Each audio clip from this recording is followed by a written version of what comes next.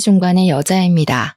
나이가 젊었을 때는 매일 새로운 일이 있었으면 좋겠다는 바람을 가지면서 살았던 것 같아요. 사랑을 찾을 때에도 남들보단 특별한 사랑을 해보기를 소망했었답니다. 매일 똑같은 쳇바퀴 굴러가듯이 사는 게 싫다고 느꼈던 적이 있었는데요. 제 인생에서 한 차례 큰 폭풍이 지나간 지금은 예전과 같은 평범한 일상으로 돌아오게 되어 감사한 마음으로 살고 있어요.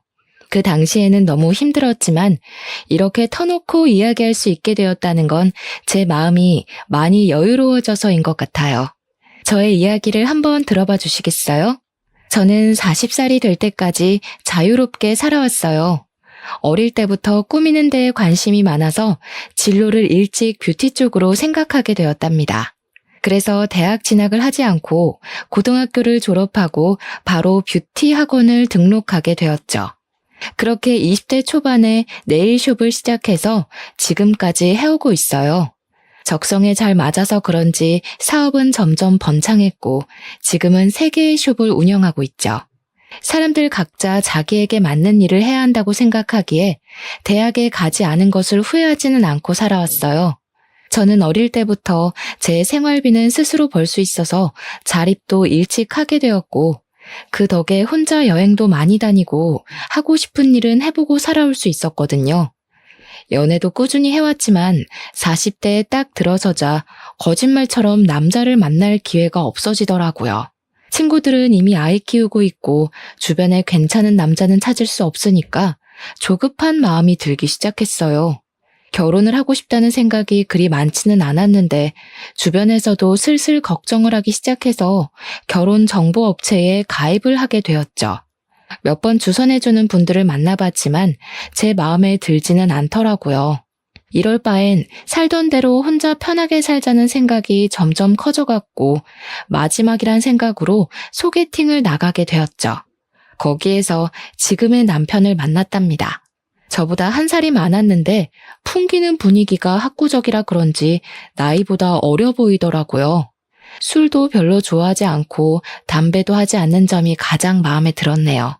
중소기업에 다니고 있다는데 연봉은 나이에 비해 솔직히 많이 모자랐지만 제가 사업을 하니까 금전 문제는 저에게 크게 중요하지 않았어요. 어리숙한 모습이었지만 우리나라에서 가장 명문대인 S대를 나왔더라고요. 자신과 반대인 사람이 끌리는 법이라고 제가 공부 쪽엔 재능이 없어서 남편에게 호감이 크게 느껴지기 시작했답니다. 그 후로 제가 더 적극적으로 나서서 데이트를 시작하게 되었어요. 제가 가만히 있으면 남편은 연락도 안 하고 아무것도 안 할 것 같더라고요. 그렇게 6개월의 짧은 연애를 했고 서로 나이도 있으니 결혼까지 빠르게 이어지게 되었답니다. 시댁은 그럭저럭 여유가 있는 평범한 집안이었는데 살고 있는 아파트가 자가라는 것만 알고 사실 자세한 건 알지 못했어요. 남편이 말수가 진짜 적어서 물어봐도 대답도 시원하게 안 해줬고요. 시부는 회사를 다니다 이미 오래전에 퇴직하고 노인대학에서 강의를 종종 하신다는데 남편과 같은 명문대를 나왔더라고요. 그리고 시누이가 2명이 있는데 첫째 시누는 전업주부인데 남편이 의사라고 자부심이 엄청 났답니다. 솔직히 재력이 있는 집안도 아닌데 어떻게 의사 사위를 뒀나 궁금했었는데요. 신우도 알아주는 대학교를 졸업했는데 거기서 지금의 남편을 만나 연애를 오래 하고 결혼했다네요. 시모가 첫째 신우 자랑이 대단해서 신우가 한번 집에 오면 공주 행차하는 것처럼 대접을 하더라고요. 첫째 신우 온다는 날에는 밥상에 소갈비찜은 기본이고 메뉴가 달라졌답니다. 둘째 신우는 2년째 미국의 유명 대학에서 박사과정 밟고 있어서 결혼식에도 오지 않았어요. 왔다 갔다 하는 비용이 더 든다고 하더니 제가 항공권 사준다니까 바로 불이 나게 오라고 전화하더라고요. 근데 둘째 신우가 시험이 코앞이라 못 온다고 수학이 너머로 어찌나 짜증을 내던지 제가 다 민망하더라고요. 자식들 모두 명문대를 나왔다는 게 시모에게는 인생의 최고 업적이자 자랑인 듯 보이더라고요. 시댁 갈 때마다 저한테 자랑을 얼마나 하는지 레퍼토리를 외울 지경이었답니다. 너 남편이 어렸을 때부터 영재 소리를 들었다. 고등학교 때는 주변 엄마들이 어떻게 공부시키는데 맨날 1등이냐고 물어봐서 밖에 나가는 게 힘들었어. 아유, 엄마들마다 돌아가면서 과일 사다 주고 케이크 사다 주고 얼마나 귀찮았는지. 셋 다 좋은 대학 나온 건 부모님 머리를 물려받아서 그런가 봐요. 아버님도 좋은 대학 나오시고 어머님도 같은 대학 나오셨어요? 넌 뭘 그렇게 꼬치꼬치 하려고 그러니? 근데 너는 내가 이런 얘기해도 아무렇지도 않니? 애가 자존심도 없나? 요즘 세상에 고졸이 뭐니? 내가 남사스러워서 어디 말도 못한다. 너 학창시절에 뭐 날라리 그런 거였니? 우리 아들이 공부만 하다 보니까 참한 여자 보는 눈이 부족했지. 갑자기 시모가 제 학력을 갖고 저런 말을 하니 벙찌더라고요. 이런 말을 들은 게 결혼한 지 2주도 안 지났을 때였답니다. 그리고 그때부터 당연하다는 듯이 제 학력을 가지고 깎아내리기 시작하더라고요. 시모는 전화나 메시지를 자주 보내는 편이었어요. 저는 일하느라 정신이 없는데 전화 한 번 안 받으면 난리가 나서 점점 스트레스가 되더라고요. 시댁으로 오라는 소리는 어찌나 자주 하는지, 특히 첫째 신우가 집에 오는 날이면 저와 남편도 무조건 가야 했어요. 제가 일이 있거나 약속이 있어도 무조건 신우 스케줄에 맞춰야 하는 거였죠. 우리 남편이 실력이 좋아서 예약이 너무 밀리는 거야. 이럴 거면 그냥 개원해서 크게 하는 게 맞는 것 같지? 친구들도 자꾸 우리 남편 병원 예약 좀 해달라고 하고 피곤해 죽겠어. 다 네가 잘난 덕에 피곤한 건데 어쩌겠어. 우리 딸은 얼굴도 이뻐 공부도 잘해. 남편감도 대단한 의사로 데려오고 어디 빠지는 데가 없어. 세훈이 듣는데 민망하게 왜 그래? 어릴 때 공부해야 될 때는 공부를 해야 되고 결혼할 땐 결혼을 해야 되고 사람은 때를 잘 맞춰 사는 게 좋은 것 같아. 세훈이는 좀 타이밍이 안 맞았네요. 공부는 너무 빨리 놓고 결혼은 너무 늦게 했네. 그래서 우리 오빠를 만났나? 아가씨, 요즘 들어 볼 때마다 학력 얘기하는데 좀 불편하네요. 나 공부 못하지 않았어요. 하고 싶은 일이 있어서 빨리 시작한 거지 대학 못 간 게 아니에요. 말 좀 가려서 해요. 어머, 언니 대학 못 간 거 콤플렉스 있어요? 꼭 그런 사람들이 못 간 게 아니라 안 갔다고 하더라고. 신우는 얄밉게 웃으면서 자리를 뜨더라고요. 저는 은근히 무시하는 시댁 식구들의 태도에 점점 화가 쌓이기 시작했어요. 제가 이룬 커리어가 왜 시댁에만 오면 고졸이라고 후려쳐져야 하는지 이해를 못하겠더라고요. 저는 시부와 멍하게 텔레비전을 보고 있는 남편을 끌고 베란다로 가서 문을 닫았죠. 당신 어머니랑 아가씨 하는 얘기 다 들었지? 내가 그렇게 무시를 당하고 있으면 와서 한 소리 해야지. 어쩜 그렇게 가만히 있어? 왜 또 가만히 있는 사람 시비야? 너 고졸 맞잖아. 아니라고 하면 뭐 달라져? 솔직히 전문대도 아니고 고졸은 쪽팔린 거야. 그냥 가만히 있어. 남편이 거실로 가버리려길래 얼른 손목을 잡았는데 차갑게 뿌리치고 들어가 버리더라고요. 어이가 없어서 그 길로 바로 집에 가버리려고 가방을 들고 밖으로 나와버렸답니다. 남편은 저를 휙 보고는 무시하고 따라오지도 않더라고요. 저는 서러움에 눈물이 나려는 걸 꾹 참고 아파트 현관을 나왔죠. 그때 언제 밖에 나갔었는지 신우와 심해부가 팔짱을 끼고 걸어오더라고요. 저는 마주치기가 싫어서 어두운 쪽으로 몸을 숨겼답니다. 두 사람이 출입구 앞에 멈춰서더군요. 저는 숨은 모습을 들키면 더 우스워질 것 같아 꼼짝도 하지 않고 있었죠. 오빠랑 새언니 와 있는데 진짜 꼴 보기 싫어. 고졸 주제에 가방은 비싼 거 들고 오고 그런다고 싸구려가 명품 되겠어? 형님, 거의 10년을 백수였던 거 다 알고 결혼한 거래? 고졸이라더니 진짜 결혼이 급했긴 급했네. 그 가방 갖고 싶으면 하나 사. 남편이 의사인데 그까짓 거 뭐라고.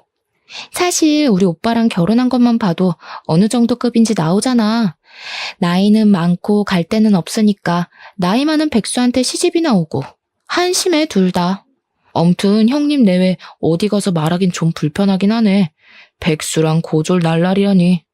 앞으로 가족 행사 있을 때 친척들 앞에서도 쪽팔려서 어떡해? 그래도 골칫거리였던 오빠 데려가서 입혀주고 먹여주니 다행이지. 안 그럼 계속 우리한테 빌붙었을 거 아냐? 당장 둘 앞에 나가서 따지고 싶었지만 손이 부들부들 거리더라고요. 두 사람은 안으로 들어가 버리고 저는 튀어나올 것 같은 심장을 진정시키려고 애쓰며 차로 갔어요. 남편이 10년 동안 백수였다는 사실을 전혀 몰랐던 터라 큰 충격을 받았습니다. 어쩐지 모아둔 돈이 너무 없다고 생각했는데 결혼을 하려고 급하게 회사를 들어간 건 아닌지 의심이 들었어요. 제가 수입이 남편 월급이 너무 작긴 하지만 그래도 매달 안정적으로 나오는 게 어디냐는 생각으로 너무 안일하게 넘겼다는 생각이 들더라고요. 시모가 내 앞에서 티내지는 않았지만 그동안 남편이 집안에서 어떤 대우를 받고 살았는지 알 수 있을 것 같았어요. 그래서 저를 그렇게 쉽게 무시할 수 있었던 거였겠죠. 저는 남편에게도 속았다는 생각이 들고 시댁에도 너무 실망을 해서 당분간 어떤 이유로든 가지 않기로 마음먹었답니다. 그렇게 시모의 연락을 무시한 지도 오래 지났어요. 꽃이 잔뜩 나오는 동영상이나 건강에 대한 쓸데없는 정보 같은 걸 매일 보내서 스트레스를 많이 받았었는데 아예 차단해버리니 속이 다 시원하더라고요. 남편이 주는 생활비도 이상하게 점점 줄어가기 시작하더니 한 달, 두 달 건너뛰는 일도 생기기 시작했어요.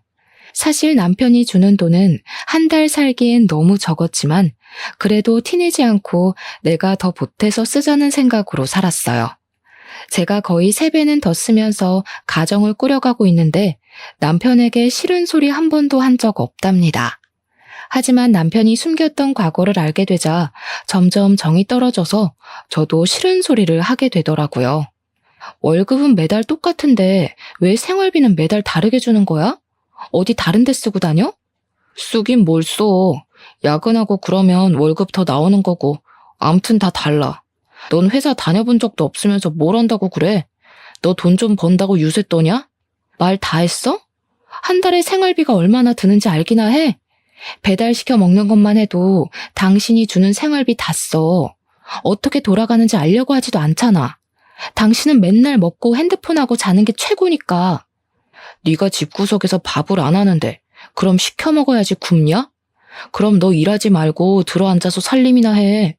남편한테 따뜻한 밥 한 번 차려주지도 않는 게 내가 아주 속아서 결혼했어. 진짜 사기 결혼 당한 게 누군데 이래? 내가 이런 말까진 안 하려고 했는데 당신 10년 동안 백수였다며? 난 회사 다닌 적은 없어도 내가 사업체 몇 개를 꾸리는 사람이야. 당신보단 내가 사회생활 훨씬 오래 했어. 왜 사람을 무시해? 너 그거 누구한테 들었어? 엄마야? 아씨야. 10년 아니야, 9년이었어. 그래, 너 잘났다. 대학 안 다니고 사회생활에서 얼마나 굴러먹었는지 모르겠지만 돈만 잘 벌면 다냐? 결혼 전엔 화도 잘 못 내고 심성이 고운 줄 알았지만 남편은 누구보다도 다혈질에 콤플렉스로 가득 찬 사람이었답니다. 자그마한 일에도 크게 화를 내고 과민하게 반응하는 게 예사였어요. 대화를 시작하면 거의 큰 소리를 치며 마무리가 되었기 때문에 우리는 서로 거리를 두며 대면대면하게 지내기 시작했죠. 저는 마음이 심란할수록 일에 더 열중했어요. 고용한 직원 수도 만만치 않았기 때문에 하루에 한 번씩 숍들을 돌아다니며 관리하다 보면 어느새 밤이 되어 있는 때가 많았답니다. 어느 날 시모가 계속 전화를 해대더라고요. 일을 하다가 핸드폰을 보니 세상에 10통이 넘게 부재중 전화가 찍혀 있는 게 아니겠어요? 그리고 바로 전화가 울리기 시작했고 저는 받을까 말까 고민하다가 결국 받고 말았답니다. 시모는 지금 당장 집 앞으로 자기 좀 데리러 오라는 말을 하더니 전화를 끊어버렸어요. 시모 목소리도 안 좋은 것 같아 어디가 아픈가 싶어서 차를 끌고 갔는데 아파트 출입구 앞에 시모가 서 있더라고요. 제 차를 보자마자 얼른 조수석에 타더라고요. 전화를 그렇게 해도 안 받고 집에 코빼기도 안 비치더니 결국 오긴 왔네. 저 역 사거리에 백화점으로 좀 가. 저를 보자마자 째려보면서 말하는데 기분이 팍 상하더라고요. 제가 운전하지 않고 가만히 쳐다보고 있으니 출발하라며 삑 소리를 지르는 게 아니겠어요? 시모와 저는 백화점으로 들어갔어요. 도대체 뭘 하려는 건지 여우 같은 시모의 속을 알 수가 없어서 일단 지켜보기로 했답니다. 너는 시어머니 생일이 다 돼가는데 연락 한 번 없어? 시아버지 생신 때는 그렇게 잘 모시더니 지금 사람 차별하니? 살가운 며느리는 바라지도 않는다. 적어도 최소한의 도리는 해야 할 거 아니야. 어머니, 그럼 지금 일하는 사람 빨리 오라고 한 게 생일 선물 받아내려고 이러신 거예요? 그리고 저 어머니한테 아직 안 풀렸어요. 그렇게 저 무시하시면서 제 돈은 쓰고 싶으세요? 얘가 말하는 꼬락서니 좀 봐. 아직 안 풀려? 니까짓 게 뭔데? 내가 너 고졸이라고 그거 한마디 했다고 지금 시어머니한테 이렇게 모렴치하게 대하는 거니? 네가 이럴수록 사람들이 너 무식하다고 흉보는 거야. 알았니? 어머니, 저한테 무식하다고 그런 말 좀 그만하세요. 그러는 어머니는 대학 나오셨어요? 고등학교는 나오셨어요? 야, 너 사람 많은 데서 자꾸 큰 소리 나게 할래? 나는 자식 3명을 다 명문대 보낸 사람이야. 네가 자식 낳아서 S대 한번 보내봐. 그럼 내가 너 인정해 줄게. 잔말 말고 따라와. 시모는 있는 힘을 다해 저를 째려보고는 앞장서서 걸어갔습니다. 머리 끝까지 화가 차올랐지만 일단 시모가 뭘 하려는 건지 따라가 보았어요. 시모가 들어간 곳은 명품 매장이었죠. 너 지금 메고 있는 그 가방 여기 거 맞지? 그거랑 똑같은 거 색깔만 좀 다른 걸로 나 하나 사다오.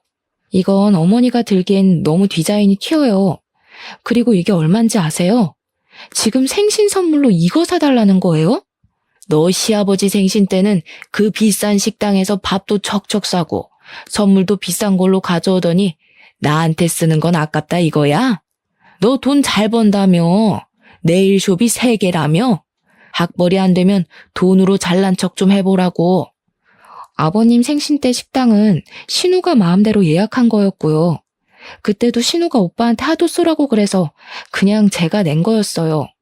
아무튼 결혼하고 처음 맞는 시어머니 생신인데 이깟 가방 하나 사주면 어때서 왜 이렇게 말이 많아? 네가 내 마음에 안 드는 거 사올까 봐 내가 미리 생각해서 데려온 거니까 잔말 말고 계산해. 여기요. 이 가방 다른 색깔은 없어요? 그 조용한 명품 매장에서 시모가 큰 소리를 치니까 사람들이 다 쳐다보더라고요. 그냥 나가버리면 시모가 더 난리를 피울 것 같아서 결국 계산하고 나왔답니다. 쇼핑백을 메고 의기양양하게 걷는 시모 뒤에서 터벅터벅 걸어가는데 앞서 가던 시모가 아는 사람을 만난 듯 인사하더라고요. 어머, 백화점엔 웬일이야? 이런데 잘 안 오잖아. 어머, 여기서 뭐 산 거야? 이거 명품 아니야? 요즘엔 자주 오지. 우리 며느리가 내 생일이라고 가방을 사주네. 이런 거 필요 없다니까 굳이 끌고 와서는. 세상에, 첫째 아들이 드디어 효도를 제대로 하네. 옆에 며느리야? 아이고, 나이 많다고 걱정을 하더니 나이보다 젊어 보이네. S대 나와서 화장품 회사 한다더니 그래서 그런가 관리를 잘했나 보다.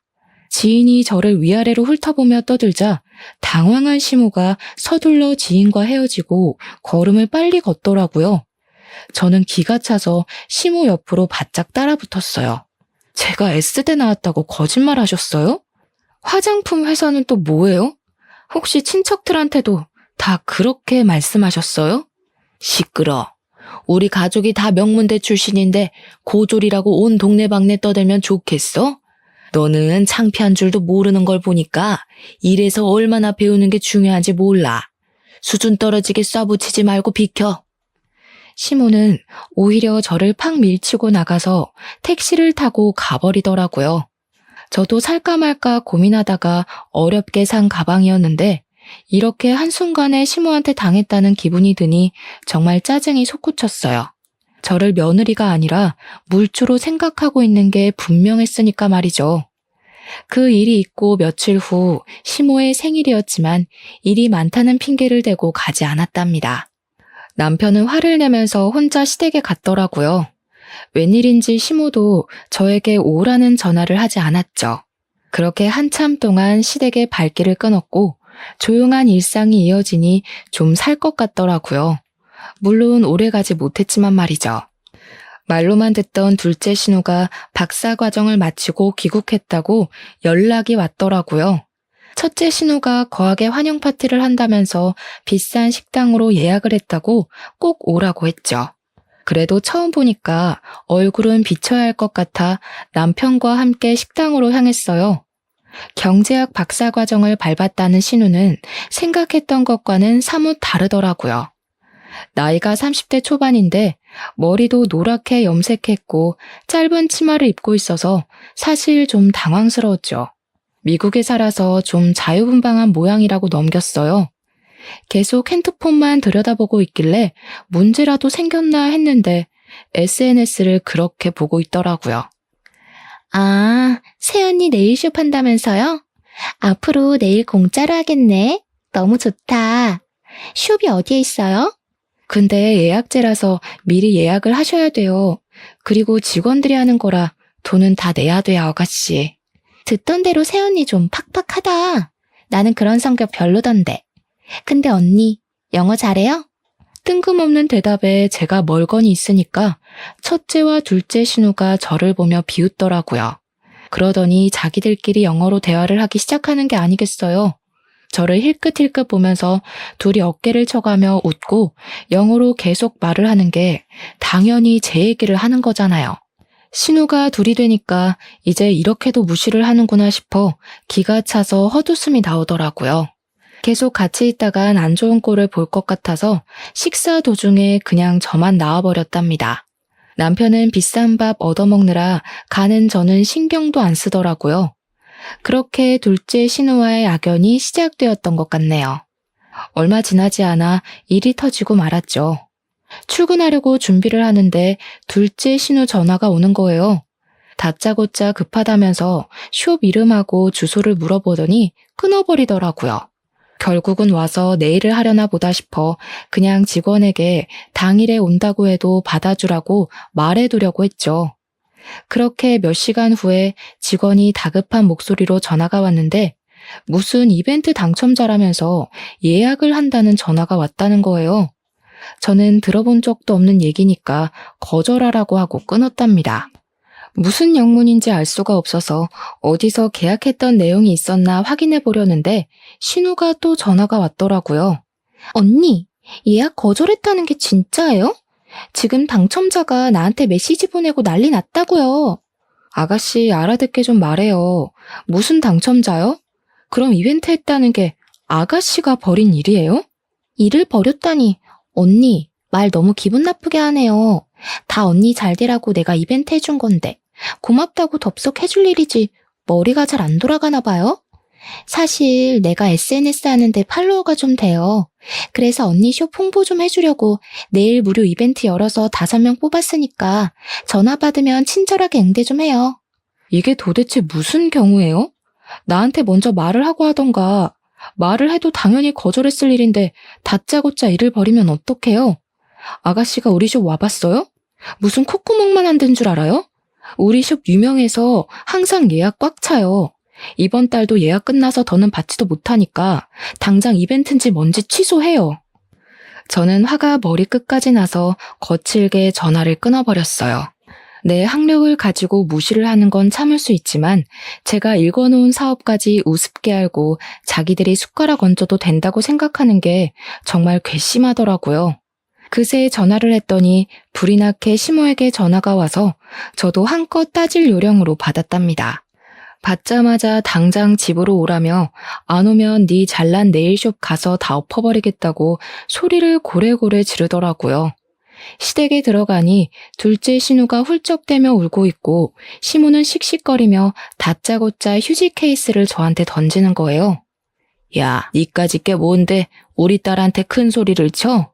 그깟 네일 얼마나 한다고 우리 딸한테 면박을 줘? 그깟 네일숍 와서 관리 받아본 적이나 있으세요?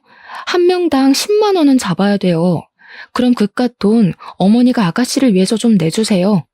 50만 원밖에 안 하네요. 이게 점점 말대답을 따박따박하고 너 때문에 얘가 엄청 곤란해졌다는데 어떻게 할 거야? 당장 이벤트인지 뭔지 해주겠다고 싹싹 빌어. 빌어야 될 건 아가씨인데 제가 정신 나갔다고 빌어요? 저야말로 업무 방해죄로 고소하고 싶은 거 참고 있으니까 더는 저 자극하지 마세요. 고작 그 말 하려고 바쁜 사람 오라고 하신 거예요? 그때 둘째 신우가 들고 있던 물컵을 제 얼굴에 착 쏟더라고요. 저는 너무 갑작스러워서 눈을 동그랗게 뜨고 신우를 쳐다봤죠. 보자 하니까 우리 엄마한테 무슨 말버릇이야? 이 무식한 게. 언니가 말하는 게 다 맞았네. 나이만 먹은 게 머리는 텅텅 비고 싹수는 더럽게 없다더니.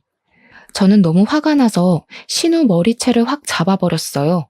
신우가 힘없이 제 쪽으로 휙 딸려오더라고요. 저도 소리를 지르며 신우 머리를 뒤로 확 제껴버렸답니다. 그걸 본 시모가 냄비에 차가운 물을 받아와서는 저한테 뿌리는 게 아니겠어요. 저는 머리부터 블라우스까지 흠뻑 젖어버렸답니다. 이게 진짜 돌았나? 우리 박살 딸 머리를 잡아? 이 무식한 년아, 맛 좀 봐라.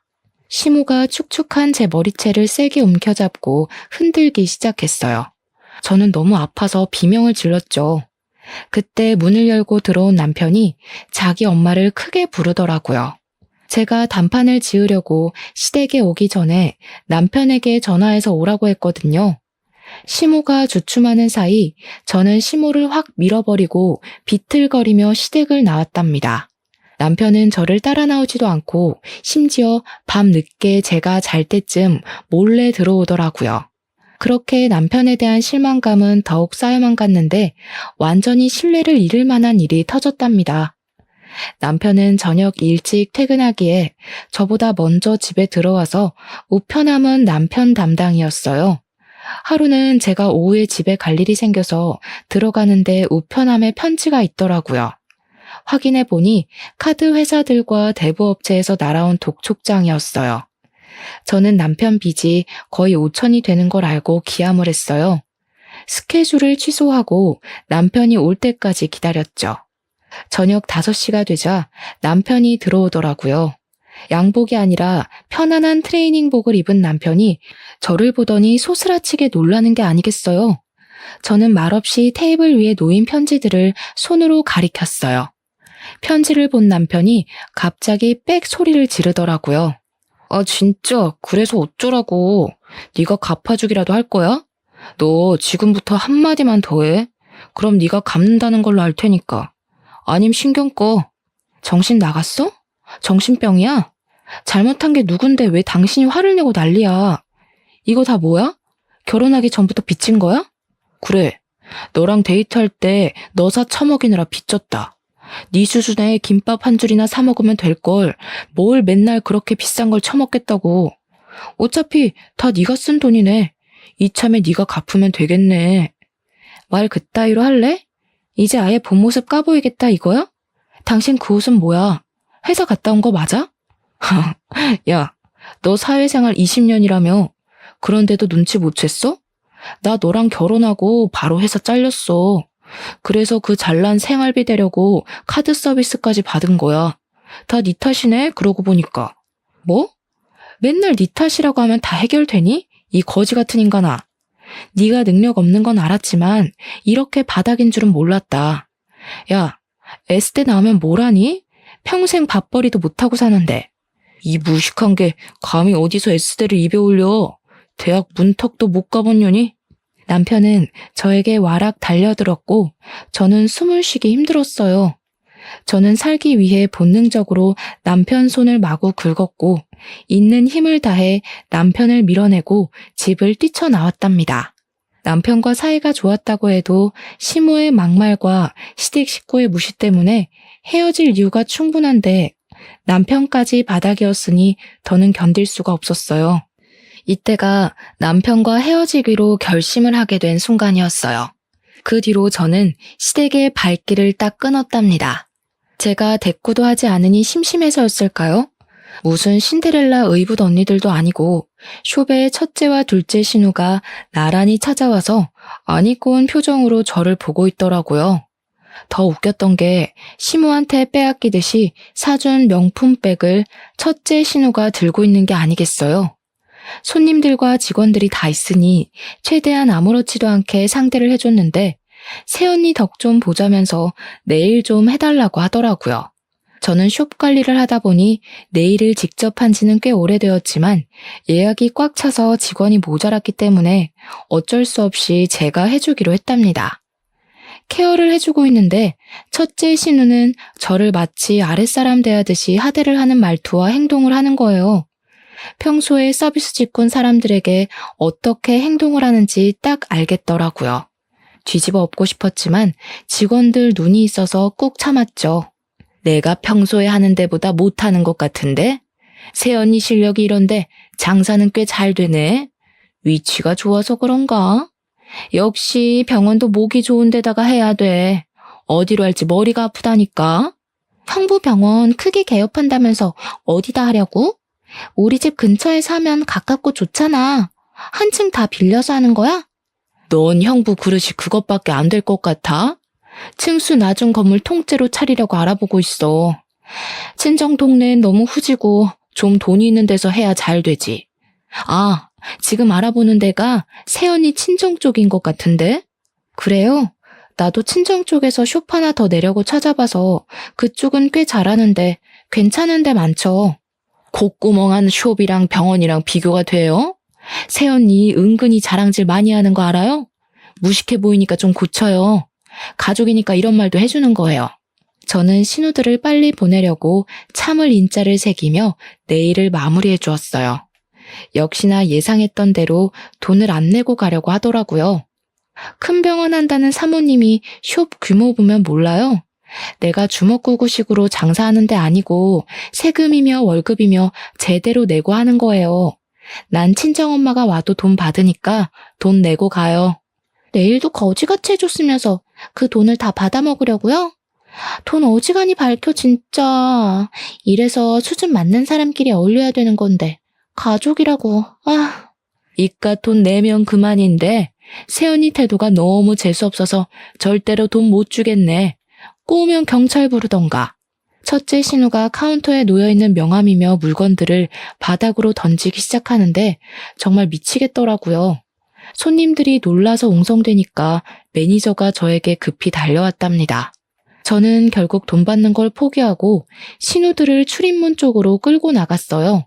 야, 이 거지 같은 것들아. 그게 너네 수준인 거 잘 알겠으니까 가라 가. 다신 여기 얼씬도 하지 마.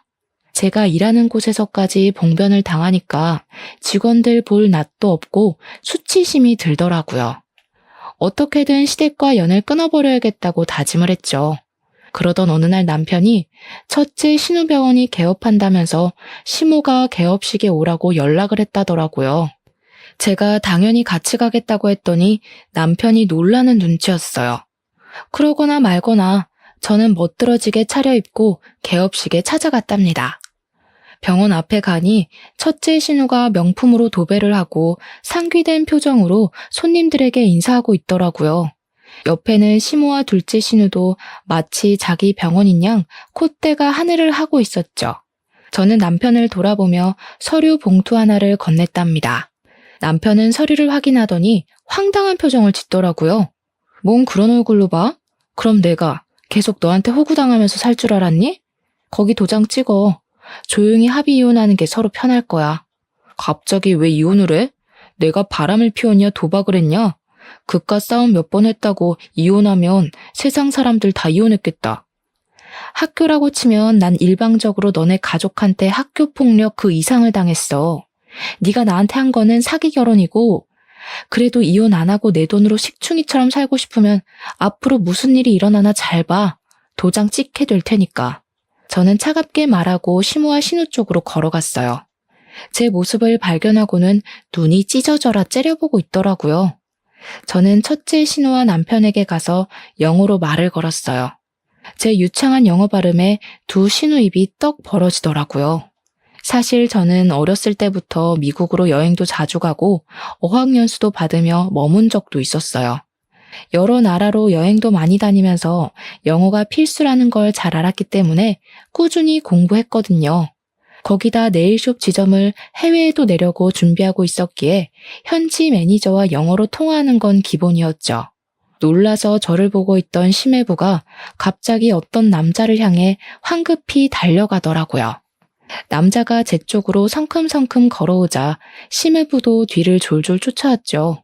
시모가 얼굴을 확인하더니 화들짝 놀라며 인사를 했어요. 바로 제 친정 아버지였거든요. 입이 떡 벌어진 심해부와 첫째 신우가 동시에 저를 바라보더라고요. 친정아버지가 개원한 병원의 건물주였기 때문이죠. 처음에 결혼할 때 친정아버지가 작게 사업하시다가 은퇴하셨다는 이야기만 했고 건물을 갖고 있다는 사실은 당연히 꺼내지 않았어요. 그 사실을 알게 되면 시댁이 무슨 요구를 할까 알 수 없어서 숨겼는데 정말 천만다행이었죠. 우리 아이가 이혼을 한다고 하는데 그렇게 되면 서로 부딪히는 게 껄끄럽지 않겠소? 그래서 계약을 없던 일로 하자고 말하려고 왔소. 아니, 사돈, 이혼이라니 그게 무슨 말인가요? 그런 얘긴 들어보지도 못했는데. 근데 진짜 여기 건물주예요? 아니, 인테리어까지 다 끝낸 상태인데 건물주 마음대로 계약을 파기라뇨. 말도 안 되는 얘기입니다. 법적으로 대응하겠습니다. 그동안 있었던 일 우리 애한테 다 들었습니다. 남의 귀한 딸 데려다가 호구처럼 부려먹고 무시를 하다니 제정신입니까? 싹 다 고소해버리려는 거 참고 있으니까 조용하게 처리합시다. 그리고 법대로 할 거면 계약서나 다시 읽고 오시던가. 낡은 빌딩 싹 뜯어고치느라 몇 억이 들었는데 지금 무슨 개소리야. 당신이 건물주면 다야? 진짜 그 아버지 그 딸이네. 우리는 절대 못 나가니까 경찰 불러 경찰. 저는 한심한 눈으로 제정신이 아닌 것 같은 신우를 바라보았죠. 저는 신우가 친정 근처에 빌딩을 찾고 있다는 말을 들었을 때 살짝 친정아버지 건물 얘기를 흘렸답니다. 그리고는 바로 아버지에게 찾아가서 그동안 있었던 일을 다 이야기하고 이혼하도록 도와달라고 말씀드렸죠. 평소에 냉정한 성격인 아버지가 가만히 안 두겠다며 불같이 화를 내시더라고요. 아니나 다를까 심해부가 건물을 빌리고 싶다는 부동산에 연락을 받았고 아버지는 갑인 건물주가 원할 때는 언제든지 계약 파기가 가능하다는 내용을 교묘하게 계약서에 적어두셨답니다. 그리고 시세보다 훨씬 싸게 월세를 제시하니 심해부는 제대로 확인도 하지 않고 바로 계약을 해버린 것이죠. 계약서를 확인해본 심해부의 두 손이 덜덜 떨리자 일이 심각하게 돌아가는 걸 눈치챈 첫째 신우가 시모를 뒤에서 쿡쿡 찌르더라고요. 사돈, 뭔가 오해를 하신 모양인데 가족끼리 다툼이 좀 있었던 건 맞지만 그렇게 심각한 건 아닙니다. 화를 좀 푸시고 천천히 대화를 해보는 게 어떠실까요? 예, 그동안 마음 상한 게 있었다면 내가 사과하마. 어떡하죠? 마음이 좀 상한 게 아니라 이혼 안 하면 제가 죽을 것 같은데요. 당신 그 잘난 백수 아들 돌려드릴 테니까 잘 끼고 살아보세요. 그렇게 미안하시다면 무릎 꿇어 보시던가요. 얼굴이 파래진 시모가 첫째 신우를 돌아봤는데 시모 눈을 싹 피하더라고요. 고개를 푹 숙인 시모가 덜덜 떨며 무릎을 꿇었답니다. 시모가 울먹이며 제 바지가랑이를 잡더라고요. 이제 됐니? 내가 이렇게 사과하마. 화 좀 풀어라. 가족끼리 서로 도와야지. 이런 법이 어디 있니? 앞으론 내가 너 상점 모시듯 하마. 이거 놓으세요. 진심으로 우러나와서 저한테 미안하다고 하시는 거 아니잖아요. 잘난 따님이 이렇게 된 건 다 어머님이 뿌린 씨 거둔 거니까 제 탓은 마시고요. 야, 이게 진짜 정신 나갔나? 네가 뭔데 우리 집을 풍비박 쌌네. 너 오늘 내가 가만 안 둬? 저는 둘째 신우 손에 들려있던 테이크아웃 컵을 뺏어서 시모와 둘째 신우 얼굴에 순식간에 뿌려버렸어요. 끈적한 포도주스가 두 사람 얼굴에 범벅이 되었죠. 지켜보던 남편 사색이 되어 풀썩 주저앉더라고요. 어머니는 모르시겠지만 제가 꽤 성공한 사업가거든요. 그래서 계산이 정확해서 빚지고는 못 살아요. 저번에 받은 거 돌려드린 거예요. 이해하시죠? 그러고는 조용히 핸드폰을 열어 녹음한 내용을 재생했고 영어 대화가 흘러나왔어요. 영어를 알아들은 둘째 신우가 제 핸드폰을 뺏으려고 달려들더라고요. 저는 재빨리 옆으로 피했고 신우는 땅바닥으로 고꾸라졌답니다. 어머니도 영어 못 알아들으시니까 무슨 내용인지 모르시겠죠? 제가 둘째 아가씨 다니던 학교랑 주고받은 메일도 있으니까 편지로 보내드릴게요. 못 믿으시겠다면 공증까지 해서 보내드릴게요. 하고 다니는 꼬락서니가 영 수상해서 그 박사과정 했다던 미국 학교로 전화를 해봤거든요, 제가. 근데 아가씨 이름이 없다네요? 저는 혼이 나가버린 시댁 식구들을 남겨두고 돌아섰답니다. 남편은 어떻게든 이혼은 안 하려고 했지만 저는 소송 이혼으로 완벽하게 이혼할 수 있었죠. 남편이 한 푼도 없었기에 정신적인 피해 보상이나 위자료는 받을 수 없었지만 저를 갉아먹는 시댁과 깔끔히 정리가 된 것만으로도 다행이라는 생각이 들었어요.